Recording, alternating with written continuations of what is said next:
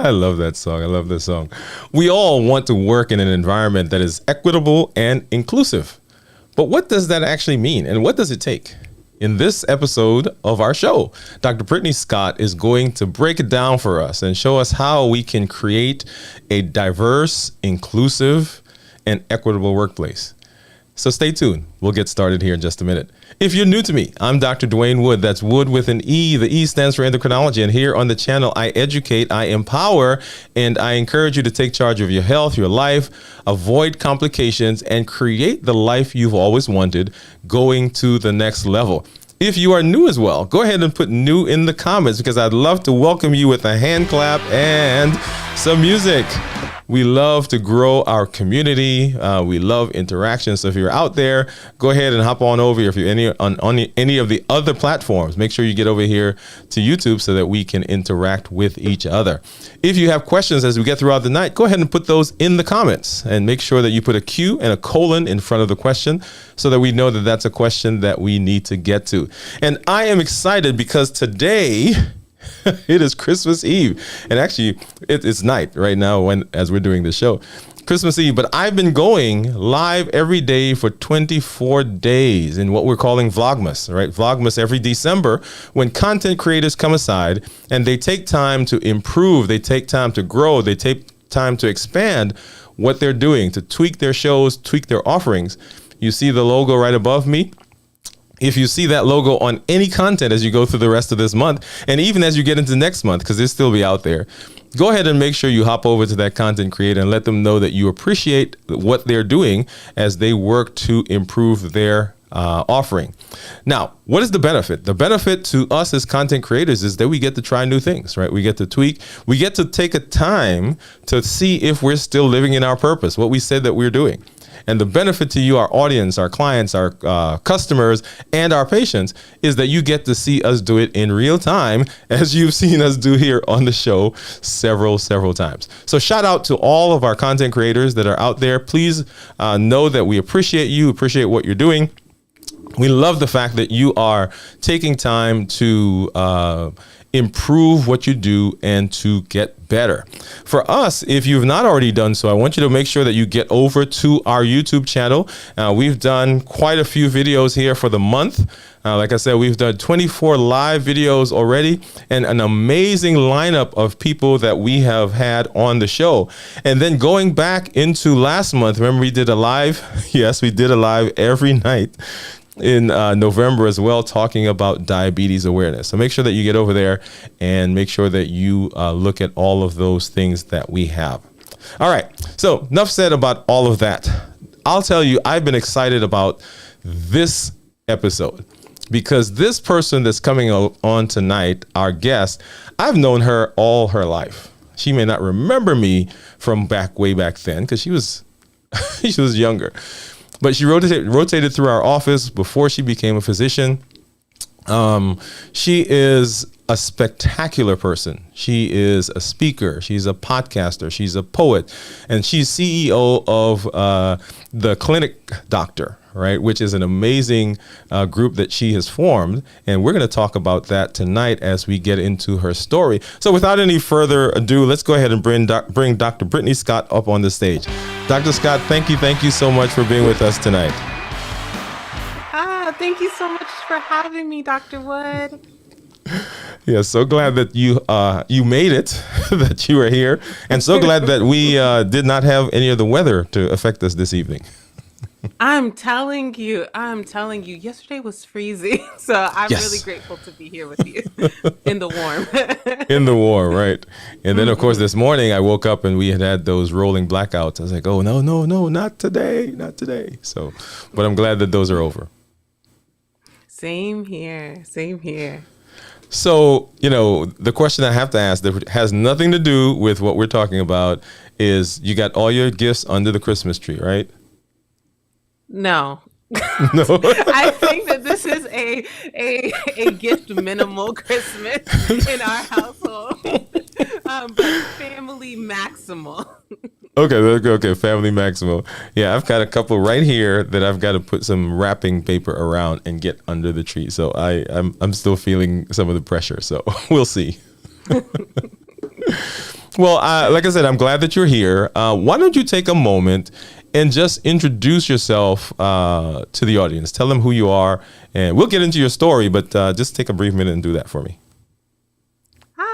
Well, hello. I am Dr. Britney Scott. I am a physician by background who owns a process improvement consulting firm that focuses on issues of diversity, equity, and inclusion. And how do we put process to that with a specialization in healthcare? Um, I like to eat. I like to dance. I love life. And I'm really just grateful to be here today. Awesome, awesome. I love that. Yeah, we were talking about eating before we got on the got on the show. So food is a big thing. So I am. Let me say for the audience and say to you, I don't think I've said this. I'm proud of you. I've watched you grow, and I've kind of kept up with you. Sometimes from afar. We know some of the same people. And I kind of hear what you're doing. So I'm glad that you are here. So I guess the first question is, and we'll talk about what you're doing now, but what did Brittany want to do when she was growing up? What was your dream like? What was your career, your job? What did you aspire to be? So originally it was a doctor. And then that switched to I wanted to be an Egyptologist. That was my dream. And Dr. Wood, you know that I have two Jamaican parents. And as you can imagine, telling my Jamaican parents that I wanted to be an Egyptologist did not go so well. Uh, but my mom, she didn't crush my dreams. Instead, she said, Brittany, I know you don't like kids. And you probably won't find anything and you'll end up teaching kids. I said, oh my goodness, I need a plan B ASAP. And that's how I ended up going back into wanting to do medicine. Oh, that's amazing. Yeah, I can imagine that conversation between your parents and you. Exactly. So as you were growing, Egyptologist, how did you kind of make that switch back, and what was that like in your mind? What was that something that was easy to do, or did you struggle with the decision? Well, I don't really know when it actually hit me again because I wanted to be an Egyptologist for a while. And but eventually I don't remember how it hit me. I think I knew that I was good. I was good at school as a whole. But I was especially good at the sciences. And now looking at what I do, I understand that I was probably really good at school because I'm a process person. I'm really good at logic and understanding the logic of things. But then, if you're good at science, you become a doctor. And I really wanted to help people. I love people. And so that's what I knew about it. And my mom's a nurse. And I also spent a lot of time with my godmother growing up, who worked in a doctor's office. So I was kind of inundated with medicine. And it just made sense at the time. Okay, so it made sense. What was the process like of getting to medical school? There are people right now who are watching, who will be watching the replay, and they sometimes they see a physician and they think to themselves, "Oh man, I can't do that. That's like, way above me." What do you say to that person? And then what was it like for you, kind of getting into medical school? What I say is you can definitely do it. When I started medical school, it was after I had gotten really sick my senior year of college. And I struggled with focus. I struggled with memory after that. So I had never had those issues before. But after that, I started struggling with focus. I started struggling with memory. I was having a lot of like cognitive impairments at the time. And I still made it through medical school. I made it through medical school where I was really not at my best at the time. Which means so can you. That's really the point. But what it looked like to get there it was a lot of hard work. It was a lot of sacrifice.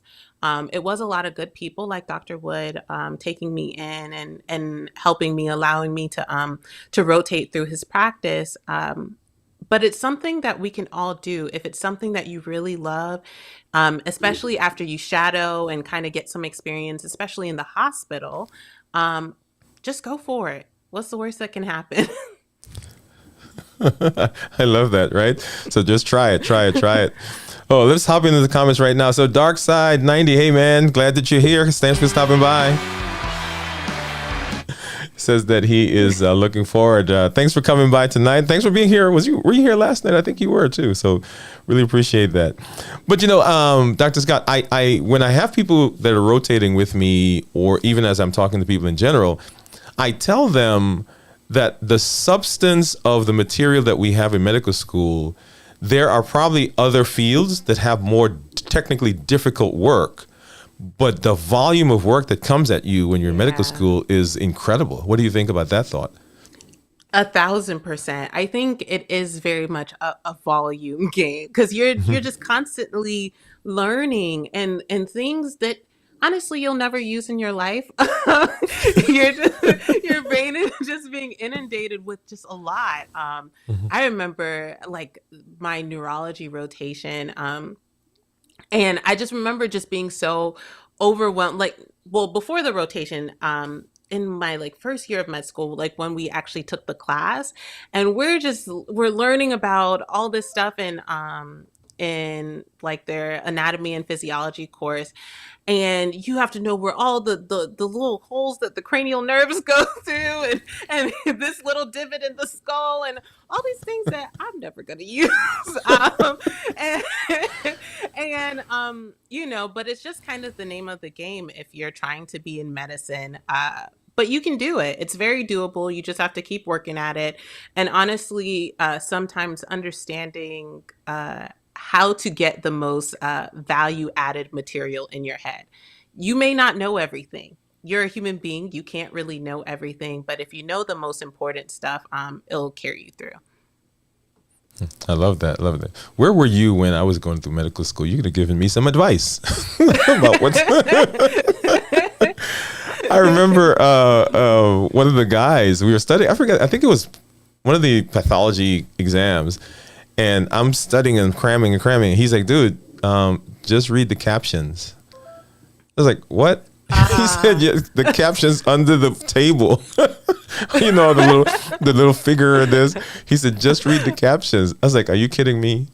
And so I went back and I did that. It's like, yeah, why didn't somebody tell me this before?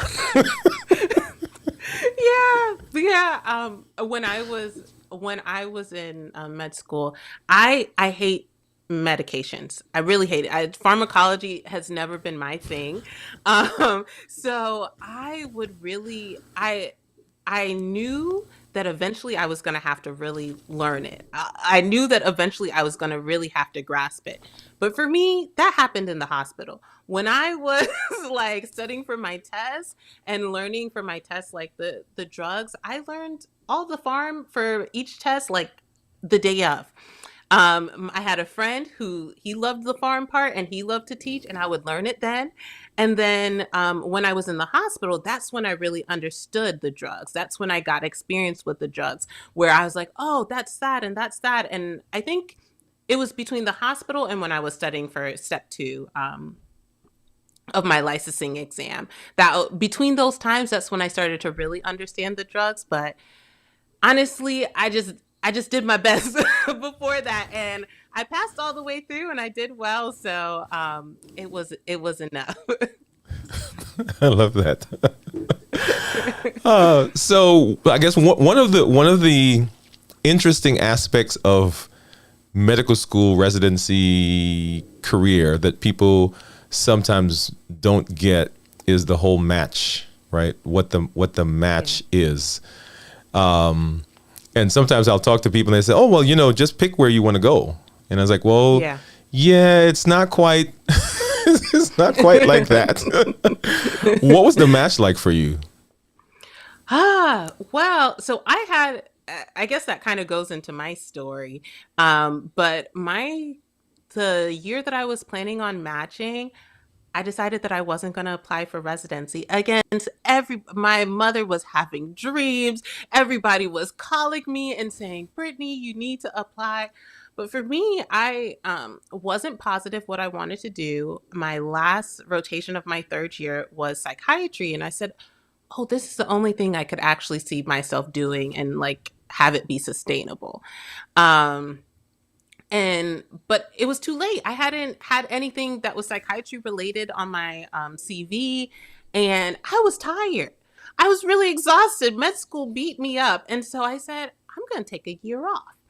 And I did. And so when I then applied for residency, I ultimately decided to do just a 1 year residency because I knew I didn't want to do clinical medicine long term. I actually wanted to do what I'm doing now, pretty much. Um, and so I had a different experience. I was applying for 1 year programs. I did match into my top program that I wanted to go to. Um, but it was just a lot. It's a very intense process because I also applied during COVID. So uh, all the interviews were virtual, and it was different. So I don't think I can actually speak to what it would be like now and what it would be like for somebody coming straight out of med school.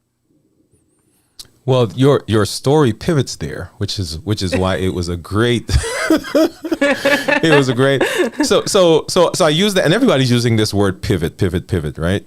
So one thing that I would love for you to take a moment to talk to, and there is somebody who may be in similar situations, and when I say that, what I mean is they had a plan. And they started that plan and they changed the plan. And now in their mind, oh my God, the world is ending because I'm changing my plan, because they're not going through what they thought. What do you say to that person now, having looked back at what you did and where you find yourself in 2022? I think that ultimately purpose is always better than plan. When we are in alignment with what we're created to do, that intersection between our gifts, our passions, and like where there's a need, ultimately we end up better off, and life will keep going, and life will actually get better when you're where you're supposed to be. When you're in alignment with where you're supposed to be, life gets better. It just does. I'm so much happier here in this space in my life. I'm so much more fulfilled. I think also pivoting is scary. It is, but I when I decided to I left residency. And when I decided to leave, I had my first COVID death. My first patient died, and it was from COVID, and it hit me like a ton of bricks. This was my patient, right? This was my first death as a practicing physician, and I sat down with it a lot, and I said to myself, well, Brittany, what if you were in her position? What if that was you? You're taking care of a million COVID patients. A number of them are passing away. What would you be proud of yourself? Would you be proud of what you're doing today? And my answer was no, because I was person, even though I was a doctor and I was, doing my little thing, I was living outside of my purpose. And we don't want to look back, on our deathbed, or even in 20 years or 30 years, and be ashamed of ourselves for not doing the hard or the scary thing. Wow. One of the things that I say, a new phrase that I've come up with is that growth happens at the intersection of the known and the unknown. Because you said pivoting is hard, because you're upending everything, and I can't imagine what the thought processes were for you as everybody that you knew, right? I mean, they were saying things that weren't along with what you wanted to do. They were telling you, no, no, stay with the safe, stay with the tried, stay with the right. And we as parents we do that. But you had a different idea. What was it like in that moment to, and I don't want to say stand alone, but when everyone is saying, hey, no, no, do something, and your mind, your vision is telling you, your heart is telling you, hey, no, we need to go in a different direction. Yeah. Well, I'm a Christian. And for me, I prayed about it. I prayed about it. I prayed about what I'm supposed to be doing and what I'm not supposed to be doing. And Steve Harvey talked about it, and I can't really paraphrase what he said properly, but basically, God gives us the vision, right? A part of how he directs us in our lives, or, a part of how he brings us to where we're supposed to end up is by giving us that thing in our spirit that says, hey, this is like, when you start getting dreams, and not like literal like physical dreams, but like when you start dreaming and you see these things for your life that nobody else may be able to see for you. Um a lot of that is God saying, hey, here's where I want you. And if he wanted your parents there, then he would have given your parents that dream. If he wanted your best friend, your parents' friend, your grandma, he would have put that dream inside of them. And so sometimes it's okay if somebody else can't see the vision. I remember when I started my first job after med school. Um, and during that, so I had to create this course. I literally just gotten into the field, but it's where I was supposed to be. It's exactly what I was supposed to be doing. It's what I was created for. So I am now like this intern who now has to create this course about this thing that I just learned, but in my heart I've always known. I created this course, and my mom was around for a part of me creating the course, and it hit her like she saw it. She said, "Oh my goodness, I've done a lot of hospital courses, but this is the best one I've ever heard." And and I think eventually people see it. Eventually people get it. When they start seeing you live in your purpose, people will eventually understand. But I can't expect everybody to understand. And I can't wait for everybody to understand in order to do what I'm supposed to do and be who I'm supposed to be.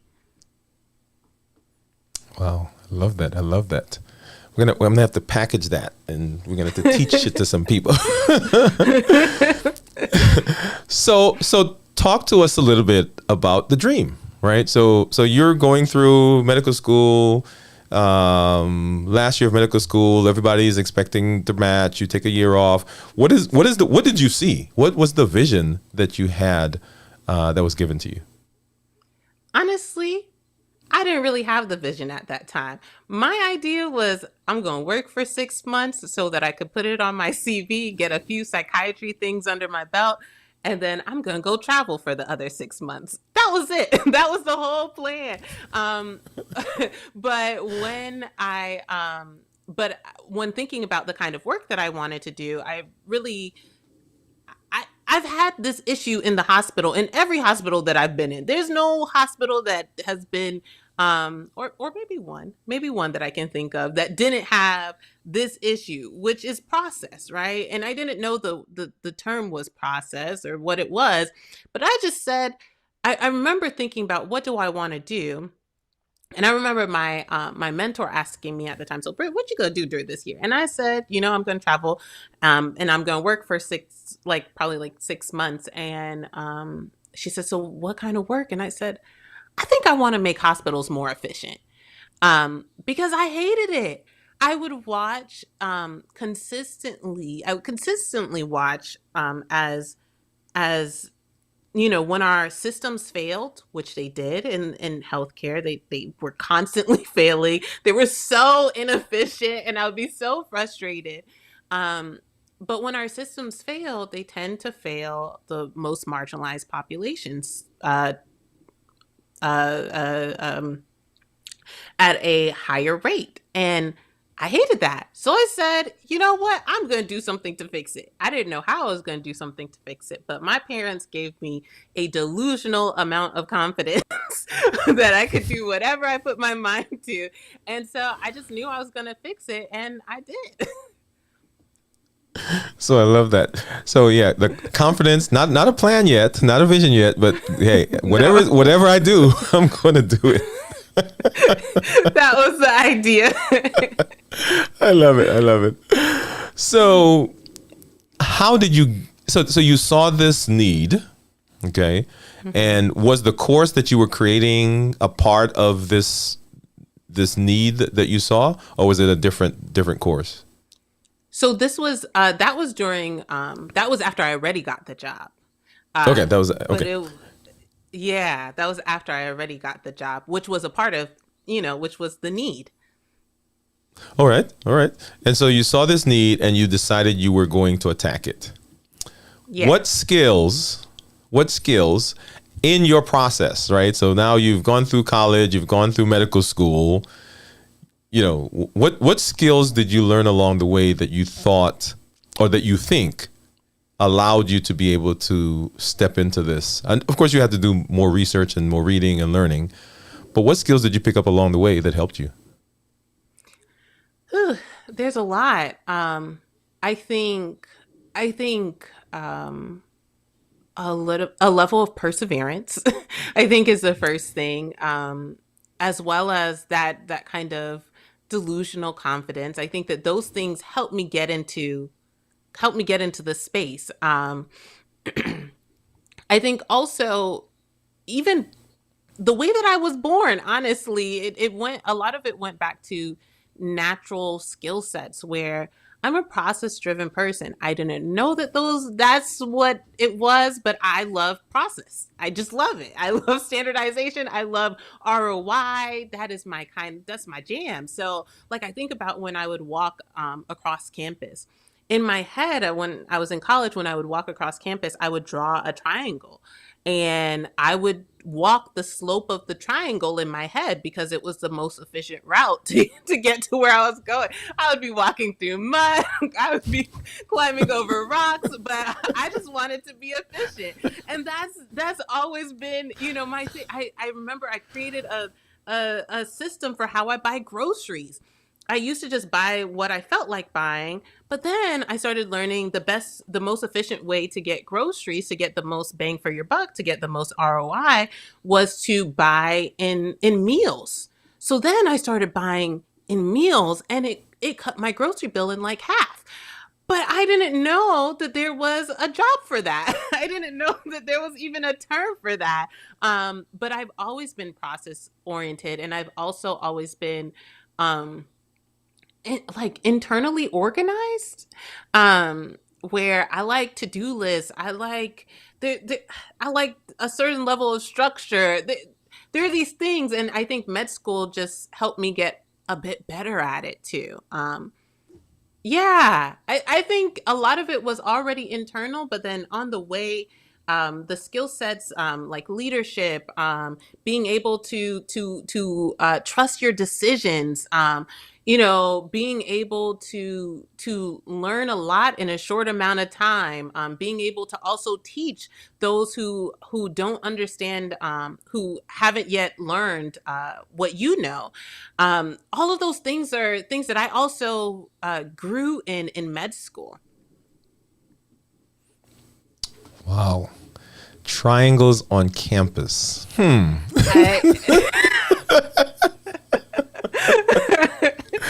That is, I love that. Now, I was 4 or 5 shows ago, I did the disc profile. You should go watch that show and do the disc exam. I'm thinking I know which one you are. I will after this. I will. So diversity, equity, inclusion. So you saw that these folks were being marginalized, and you decided that you wanted to do something about it. How did that process happen? How did diversity, equity, inclusion come together into what you're doing now? And we'll talk about the process, but when you first thought about it, was this this is what I need to do, or did you like do diversity first, equity first, inclusion first, or talk to us about that? So it started with none of those first. It started with process improvement. When so my mentor, after I said, okay, I want to make hospitals more efficient. She said, you should go into CQY. I didn't ask her what CQY was because I was embarrassed. So I just Googled it when I went home, and one day I'm going to have to tell the story of how I actually got the job that I got, but it was a series of very fortunate events. Um, but there was an opening somewhere that in the exact role that I needed, but I didn't know. I didn't even know the term. I didn't even know that it existed. I knew nothing at the time. And when I interviewed for the job, they knew I knew nothing, but knew I was also willing to learn. And I was intentional about that. And when I got into this, I started out in operational excellence at a health system up in Maryland. Um, and as I was working in operational excellence, like I hit my stride, and I saw how. So my idea wasn't really to target marginalized populations. My idea was, a rising tide lifts all boats. So that meant to me, okay, if I fix the systems, if I fix the processes, that means that there aren't gaps for marginalized populations to fall through.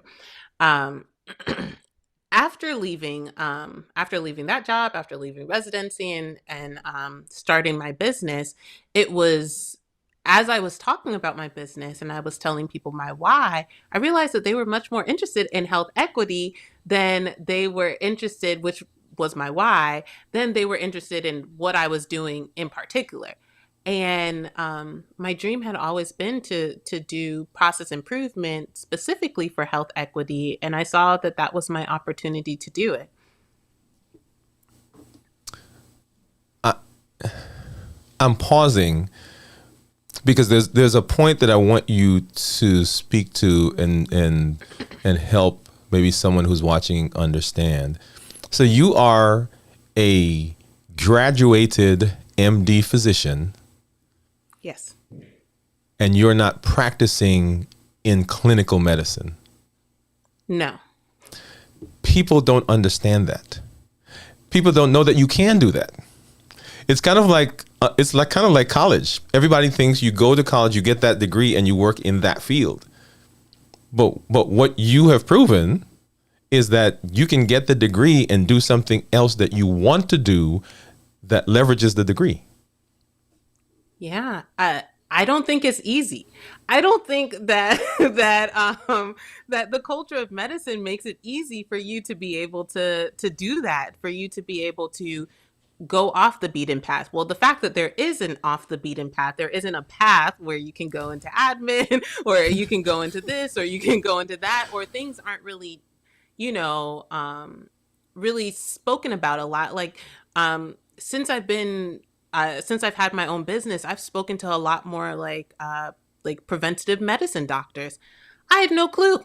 I had no clue because I would have been a Prev Med doc. If I knew what I know now, I would have been a Prev Med doc, but I didn't know, and they don't talk about it. And so, um, it's I talk to a lot of physicians who have come off the beaten path, and all of them have kind of crazy journeys, but you can do it, and you should do it. If you don't love medicine, if that's not the place for you, if you don't have a burning passion for medicine, it's okay to come off. I think that the way that things are set up, where if you so you go to med school, and in order to practice, you have to at least have a license, which means that you have to at least do 1 year of residency, and then Really and truly, in order for the insurances to take you, you have to finish residency and be board certified. Um, and then even still, you're somebody described it as treadmill medicine, but it's possible to come off, and your skill sets and what you've learned in med school, and even if you decide to go to residency or go to a part of residency or full on residency, whatever you decide to do, there are still a ton of opportunities. Whether that's in consulting, there's a lot in like investment banking. There's in like finance, there's a lot in insurance, there's a lot in pharma, there's a lot of opportunities in research. There are opportunities. There are opportunities to start your own business like I did. There's opportunities in admin, and there's just not enough docs in admin. It just not enough docs in admin. I would go into rooms um, and it would just be me and the CMO. That's it. We're the only doctors in the room. And so that when we're not at the table, our voice isn't heard. So there are a lot of opportunities. Wow. Wow. So you just in my head. I'm going all kinds of different places. We're gonna have to stick to the show. We're gonna have to bring you back and talk about some of that other stuff. Because as physicians, we sometimes think that the only thing we can do is be a physician. So there is a physician right now who's sitting in their office doing a chart, seeing a patient, and they're thinking, this really is not for me. But I went to medical school and this is all I can do. So I guess I'll keep doing it. Yeah. Yeah. No. Yeah. So. Okay. All right. So back to you.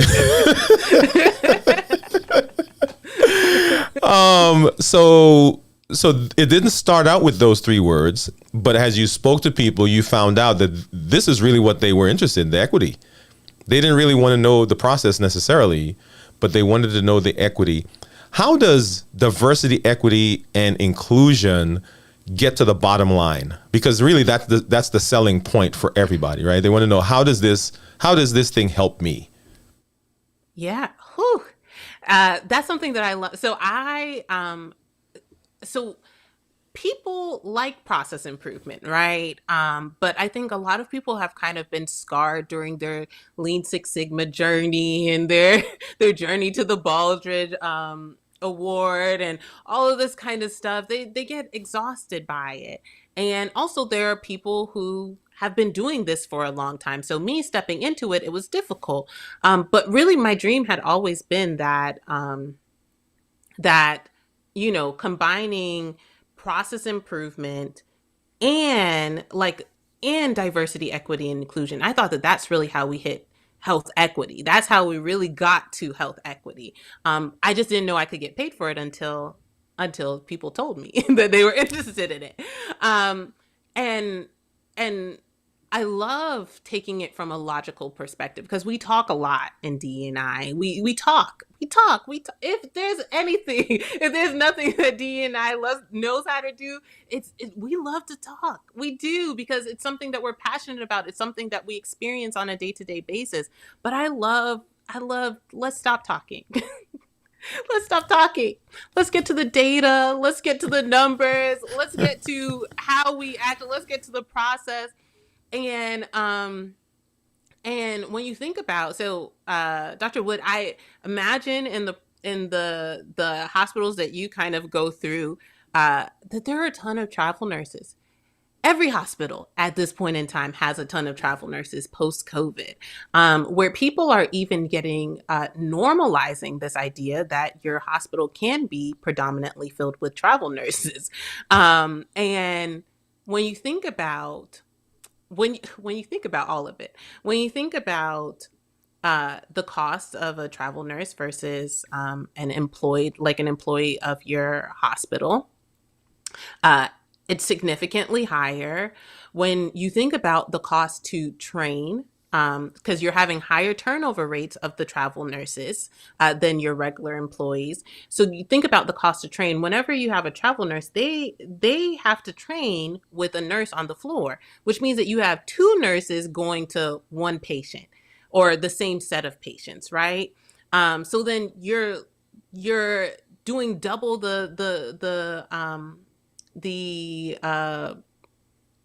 it's double the compensation, right?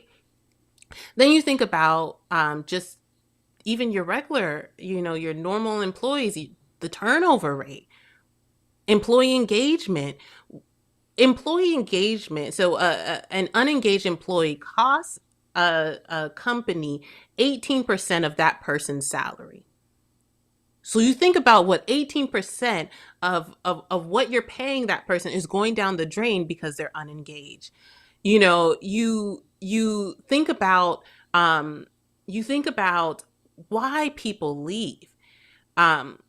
Even talking to my mom was talking about how she left during COVID. She left one of the jobs that paid her the most money that she's ever made in her life.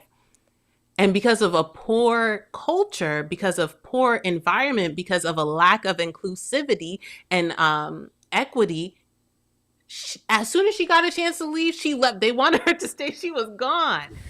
And you really sit down and you think about it, how much culture or the lack thereof costs. And DE&I is really just about culture. It's really about creating a space where it's okay for everybody to bring their full selves to the table. It's okay for people to not have to put on a mask to come into the workplace, where they can feel comfortable enough to be here like they belong. Well, I was just about to ask you to define each of those, but you've defined them together as a place where people feel comfortable being themselves in the work environment. Is that a fair summary? Yeah, especially the inclusion part. So diversity is really about who's in the room, right? Making sure that there are differences between the people. So that whether that be race, religion, whether that be gender, whether that be sexual orientation, whether that be gender identity, whatever, disability, creating a space where everybody is able to be there. That's the who, but also diversity of thought as a whole.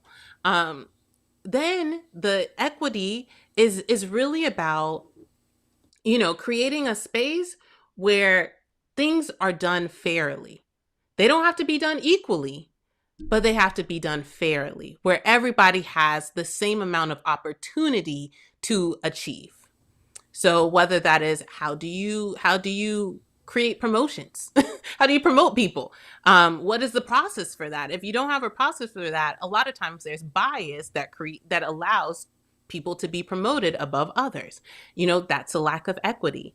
And then inclusion and belonging, because people add both of those, inclusion and belonging. I like to kind of tie them together. That's more what I was talking about, a space where everybody can come, everybody can have a seat at the table and feel like they're somewhere where they belong. Yeah, where they belong, where they don't have to fake it, they could just bring themselves. I remember when I started residency, I did a combined residency, and we sat down, and the program director said to us, she said, your next 4 years are not going to be equal, but we're going to make sure that they're equitable. And so sometimes people, those two terms can cause some distraction, some dissension, because it can't be equal. I mean, for instance, if you got 31 days, somebody's getting the extra day, right? Yeah. So it's not equal, but the equity comes in trying to make sure things are fair. Maybe next month you get another call or something like that. Is that a fair statement? Yes, 1,000%, 1,000%. Okay. So now you're in this space and you are talking to people, you're talking to hospitals, you're seeing some of the processes that are going on. How do you come into a situation, come into a system, and begin talking to them about these ideas? Whew, it's always a difficult but exciting opportunity. I think first, I don't actually work with clients unless the CEO is actively involved. Um, because there are a lot of chief diversity officers out there right now. There are a lot of um, people in these positions, in these DEI positions, that are also being disenfranchised, who don't have the resources, who don't have the political power in order to achieve change. If I'm coming in, I'm planning on achieving change, right? Um, and I like to start with, hey, one, let's understand what your biases are. We can start with mine. I understand we're all humans and we all bring bias to the table. And that's me, that's you, that's all of us. But we have to also understand how our biases are keeping our institutions from becoming their best selves, right? If my bias is getting in the way of my profit, if my bias is getting in the way of the excellence of my company, if my bias is getting in the way, I need to check it. I really should check it either way just to be a good person. But from a business standpoint, if my bias is keeping us from being as successful as we should be, uh, I need to check that, right? And then also actually getting down to the numbers, getting down to the dollars and the cents. I I did a I did a I lectured for a course at Harvard over last month, and I during the course I talked about, like, I had this little calculator where we were able to sit down and we put one of the companies that came to the course. We sat down and we plugged in the numbers to say, hey, this is how much they're losing. We looked at their income statement, and we said, oh wait, or their balance sheet, and we were able to say, okay, look, if this would have happened, they would have been able to increase their bottom line by 2%. If we would have put more money into D&I, we could have increased our bottom line by two. I think it was like somewhere between 2 and 3%, which for a big company like them was something. It was a large sum, and so thinking about things like that, I like to start off with bias, with people's bias, but also let's get to the dollars and cents, and then eventually let's get to the data and look at how all of this is coming together. Wow, 2.3%. I love that. I wonder what the Mm-hmm. CEO would be saying. Awesome. All right, let's hop over to our chat. So we see hi Janet, how are you? Animal Paradise. She says, hi Dwayne and Brittany, happy Christmas Eve. Yeah, thanks for coming through, Janet. Glad that you are here. Janet was on our show, I think almost a week ago. Thanks for coming by. So we're talking once again with Dr. Britney Scott about diversity, equity, and inclusion, how to create an environment where that is the case. Now, so we're talking about companies, we're talking about hospitals, but this can go across any organization, right? Or any Yeah. space. Yeah, we work with anybody and everybody. We are in every industry. I even though we specialize in healthcare because I'm a doctor, um, we work with every single person, and I describe it as a meta skill. One of my actual late friends, he just passed this year. He was the first one to talk to me about process improvement being a meta skill, where you can apply it into everything, whether it's how you eat your breakfast in the morning, how you shave, how you cook, how you clean, how you whatever else. But then D&I, diversity, equity, and inclusion, that's also a meta skill that really has application everywhere. And so I mix the D&I and the process improvement, and we have like a double meta skill that we're able to bring into every single industry because um, we can all benefit from it.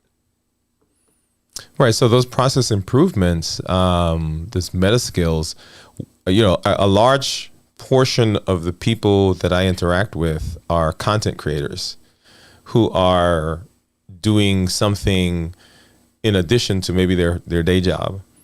And one of the things that they struggle with are these processes, right? These ideas. Okay, what is my schedule for coming up with a show? Or do I just like show up one day and say, okay, I'm going to do this, right? Because there's no outline, there's no there's no forethought.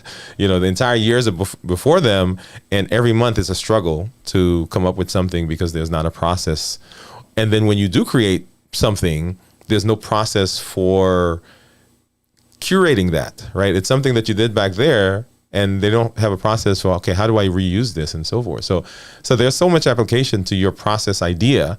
I know that's not necessarily diversity, equity, and inclusion, but yeah, I mean, just the idea of being structured. One of the movies I remember is, of course, now I said that, it went out of my head, but maybe it was Cheaper by the Dozen. Maybe. But anyway, the father was an efficiency expert. And so he had all these kids, and he had come up with a structure, like, Joe had to go to the bathroom first before Sally, and because Sally took an extra minute, and it was just amazing to watch. I'm not that kind of person, but I'm sure you would enjoy watching that movie. Yes, I am that kind of person. Yes. So so I have an office, right? It's a medical practice. If you came into our office, how would you go about talking to our staff, talking to me? Because there are so many practices now, and some of the physicians may be watching, and they're like, well, things don't quite go the way I want, but I guess that's how it is, right? And we almost like stay there because of, I don't know. That's the way we've done it. That's the way we're going to do it. That's the way it is. Okay, so I do the DEI work with like health systems primarily, and kind of mid-sized companies. But I love process improvement for everybody and for everything. And I've actually worked with some smaller practices to help with efficiency. I think if you want the best results, you cannot get results that you don't design for, right?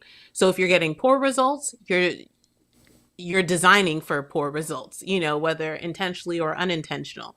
Um, but it's really difficult to get really good results without designing for that. And sometimes you kind of unintentionally do things. You create a little process here, you create a little process there. But if you want the best results, you have to design for it. So if you want to be able to spend more time with your family, see your kids a bit more. Um, I have a black belt in Lean Six Sigma, and Lean Six Sigma breaks down into Lean, which is where we lean out our processes, we get rid of waste, we get rid of just all the things that aren't serving us in our processes. And then Six Sigma is about increasing efficiency. It's about decreasing variation.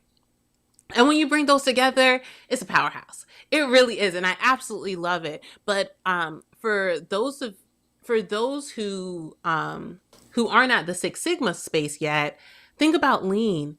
Think about how much time you spend walking around the office. What if you have a few procedures or a few things that you use on a very frequent basis, and you put it maybe in the first shelf, or over the first drawer in your office.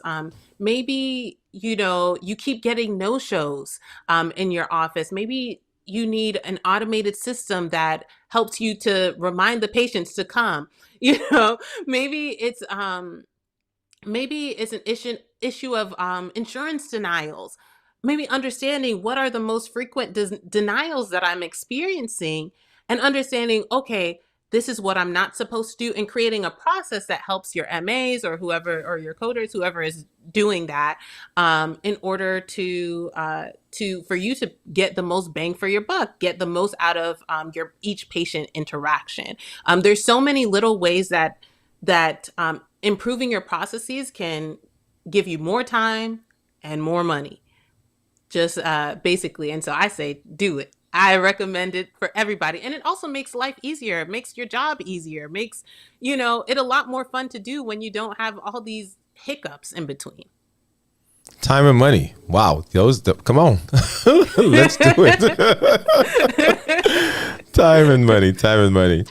Well, Dr. Scott, this has been an amazing conversation. There's so much more, and like you said, you saw me in the middle of the show. My brain just went. It was like, okay, no, we got to stick to what we're talking about, because I wanted to go somewhere.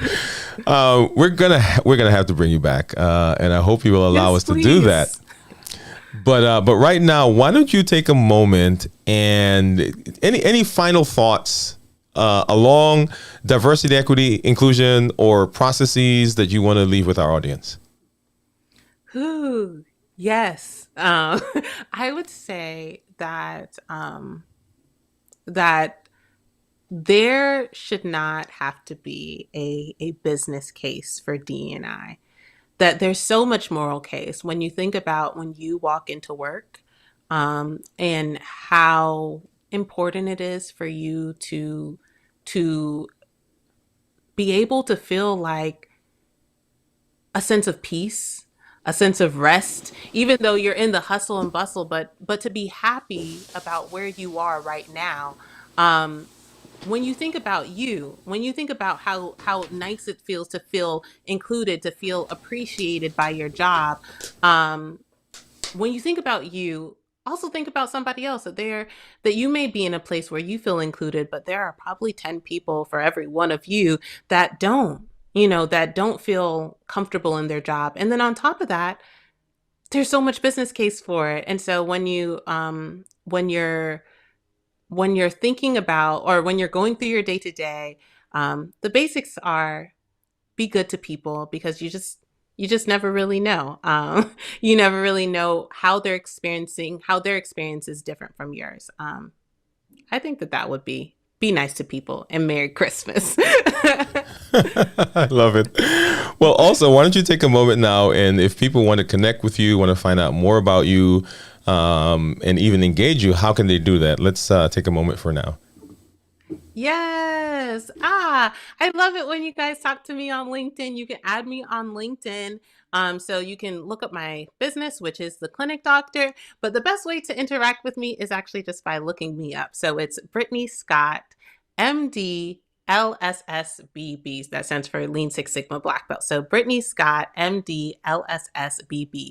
Or it's LinkedIn.com/in/the clinic, or /clinic doctor, something like that. But you can find me on LinkedIn. I love talking to you guys. If you want to learn more about my business, you can find us at clinicdoctorconsulting.com, or you can email us at clinicdoctorconsulting@gmail.com. We do lots and lots of DEI work. That's super fun. We do a lot of outsourced DEI work. That's what we're focusing on in the new year, where if you believe that DE&I matters, but you may not be at the place where you need a full team, or you may not have the finances for a full team yet, you can hire us as your outsourced DEI team, where we do everything from our executive retreat. We do a DEI Lean Six Sigma white belt training. We do a DEI design day. We do Kaizen events, and we take you down our systematic, science-driven approach to understanding DEI from a process improvement perspective. So yeah, reach out to us, and just in general, reach out to me. I promise I don't bite, and I would love to grab a virtual coffee with you. Awesome. Love it. All right, let's see. We got Janet saying, so good to see you both. Thanks once again, Janet and Dr. Scott. Thank you so much for all of this information. I've got to go look up some terms and and like I said, I would love to have you back. So we will talk more. That sounds good. Thank you, Dr. Wood. And thank you to everybody listening. Awesome. So if you'd hang out for a minute, we'll close out the show and I will be back to talk with you. All right. Wow. So diversity, equity, and inclusion and processes, right? So those are all things that we all can use in our lives. And, when we talk about better, more time and more money, come on with it, right? So that's where I want to be. We thank you for being here. Let's hop over and let's do our amazing question wheel right now.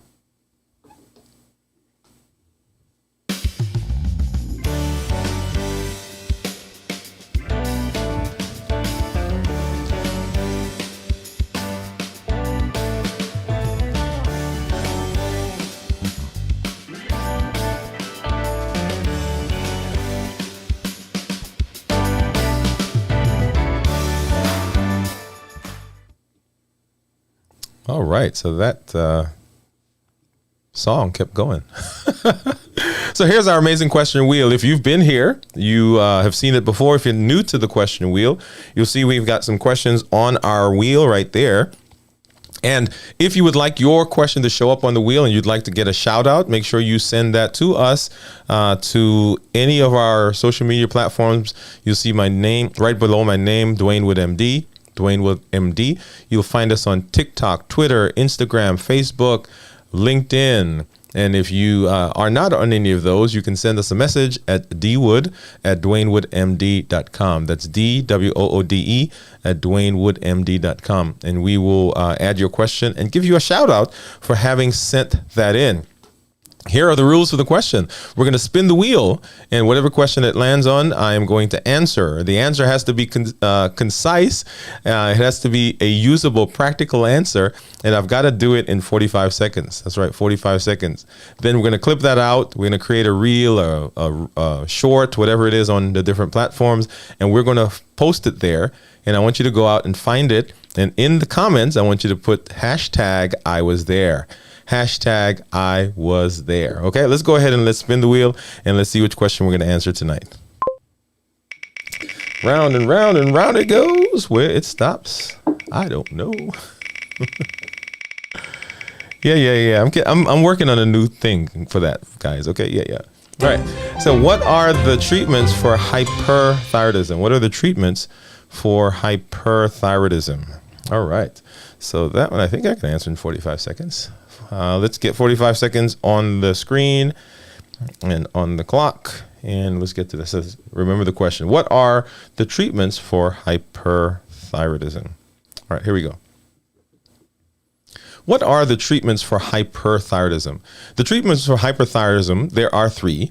First, methimazole, which is the standard medication that we use. Methimazole decreases the production of thyroid hormone. The second is radioactive iodine, which is where we basically turn the thyroid off. And then the third is surgery to remove the thyroid. With each of those treatments, then the person ends up on medication. So those are the current treatments for hyperthyroidism. Did I do it? Yep, I think I 10 seconds left. There we go. All right. Well, guys, this and gals, this is show number 24.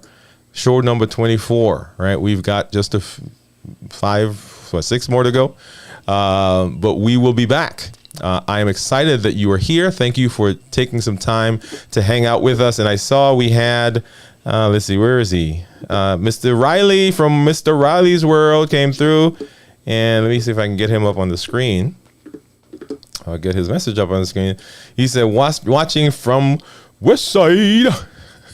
What's up, Dr. Wood? Hey, man, thanks for coming through, James. We really appreciate you hanging out with us. All right. Hey guys, don't tell James. He says West Side is the best side. I'm from New York, right, which is like the East Side. So, but we won't let him know that the East Side is actually the best side. But that's okay. Don't say anything to him. Okay. All right. So, guys, thank you for coming. Go back and make sure that you get over to our channel. And by the way, guys, this scene that you're watching right now is inspired by Mr. Riley. So thank you, Mr. Riley, for helping us work with this. Make sure you get over to our site and make sure you go through and watch those amazing interviews that we've had this month. We've done some teaching videos as well, and definitely last month all of the Diabetes 101. And then if you hop back way down here to August, we did 30 videos, right? 30 videos in August talking about how to set goals, how to quiet the inner critic, how to strengthen your inner coach, how to know if you're really, if you're ready for a change in your job, what is wellness, and all those types of things. We went through and we did those. So make sure that you get over to them. And then before we go, if you would please hop over to our website. That's DwayneWoodMD.com. And you will see there our free offering. If you hit the button, you'll see the free ebook, and it is I'm not showing you the right screen. There you go. Yeah, Dwayne Wood MD. And if you click on the link right there, it should take you over. And right now, my internet is doing something crazy, but it'll take you to our free offering. That is the 7 Keys to Success. There it is. 7 Keys to Success. Learn how successful people create the life they want. All right. So make sure that you get over there and get that free offering. We have the one that's coming for our diabetes that should be coming out here pretty soon. And then we are hoping to have one also for this month that we've just done with all the speakers, all the guests that we have had. If you've not done so, please subscribe to our channel by hitting the subscribe button and hitting the notification bell. If you don't have an account, please create a free account, then log in, hit the subscribe button and the notification bell. This is Dr. Dwayne Wood. That's Wood with an E. The E stands for endocrinology. Here on the channel, I educate, I empower, and I encourage you to take charge of your health and your life. Create the life you've always wanted. Go to the next level. We'll see you tomorrow night at the next video. Good night, everybody.